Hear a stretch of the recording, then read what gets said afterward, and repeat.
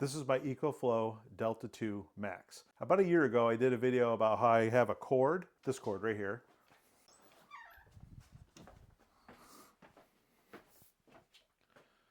With all the outlets that are in line. If you saw that video, you see where I extend the extension cord through the house and I pick up appliances in the kitchen, appliances in the living room, appliances downstairs, so on and so forth. Anyway, that extension cord works really well. However, the only downside was I couldn't power my furnace. So I've made a change since then. Let me show you. Okay, down here in the basement, you got my furnace. This is my hot water tank. We got this service light, which, I don't know, been here forever. I didn't put it there. It came with the house. This is the service switch. You can't see that. So service switch is typically a 2-pole on-off situation. What I did, I had an electrician install a 3-pole switch. So up is street power, middle is off, down is generator power, or in this case, power station power. We also installed this plug, and what you do is you take an extension cord from the power station, you plug it in there, and then you flip the switch from street to generator, and it's going to power our heat in case we have a power outage. Now tonight, we're supposed to get a historic winter storm. Okay, we live in New England. Winter storms is kind of what we do.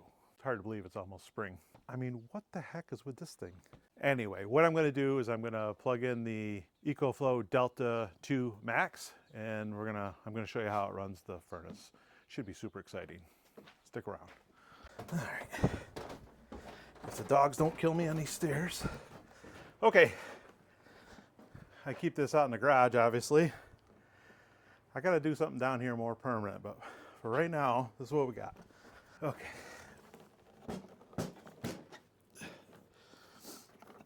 I don't know if this table's going to hold it. Should be all right. Okay, so we're just using a standard extension cord.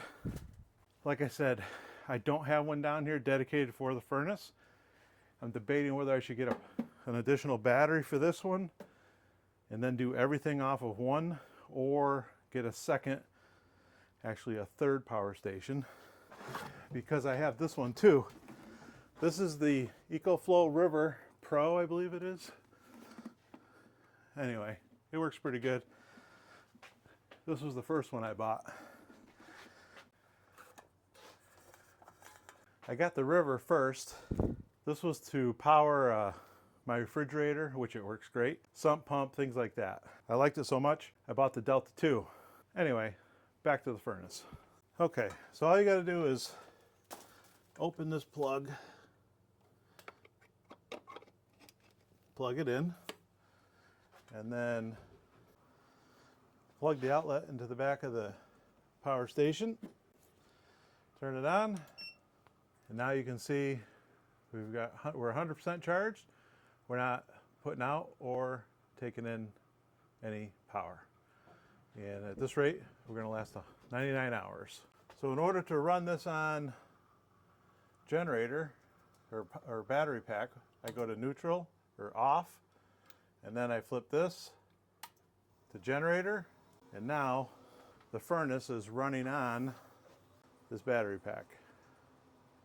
So now you can see we're drawing 183 watts of power, and at this rate we're going to have 9 hours worth of backup heat.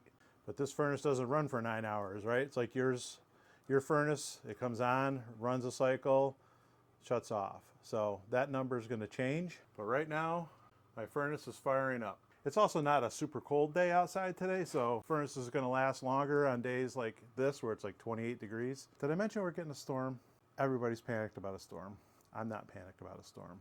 But then again, I got heat now. I'm going to let that sit for a minute, let it start up, run its cycle, and then we'll come back and take a look. All right, the furnace did its thing. It ran like for, I don't know, 10 minutes or so. We're now in standby mode. We're still plugged in to this.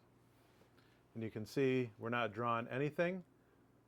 We're not taking any power in. We're not putting any power out. We're still at 99%. And right now we've got 83 hours. 83 hours. Again, that's going to change as it cycles each time. So I figure this thing runs about 2, maybe 3 times an hour because it is somewhat warm today. It's like 28. I think I already said that. I'm going to let it run for an hour, and that should give us an idea of what we're using for power. So you see it already dropped down to 75 hours. So it's a very fluid situation. Regardless, I should have 8, 10, 12, maybe even 24 hours worth of battery backup for heat. I'll take it.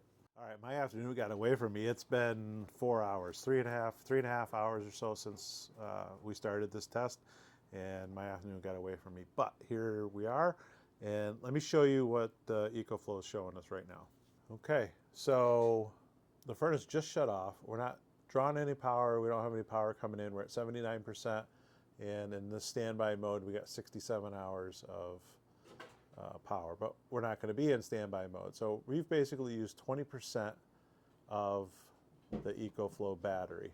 So if we're going to use 20% about every 4 hours, then I mean we've got almost a 24-hour power supply here for our furnace, which is pretty good. I mean, we could probably stretch it to a full 24 if I shut this off and let the house cool down a little bit. But again, desperate times call for desperate measures, and we're not there. So now I've got to decide, should I buy another one of these EcoFlow Delta 2 Max units specifically for the furnace, or should I get the additional battery and double the capacity that I have? I'm not really sure what I should do. Maybe I should just get a bigger EcoFlow power station for the furnace, and then what I could do is I could keep the sump pump plugged into it, and then I'm in pretty good shape for sump pump stuff. But anyway, I got a lot to think about here. I'm super happy with this modification to the furnace, relatively inexpensive, and it's not very complicated. A simple label maker and a switch and an outlet and an electrician who knows how to install it all,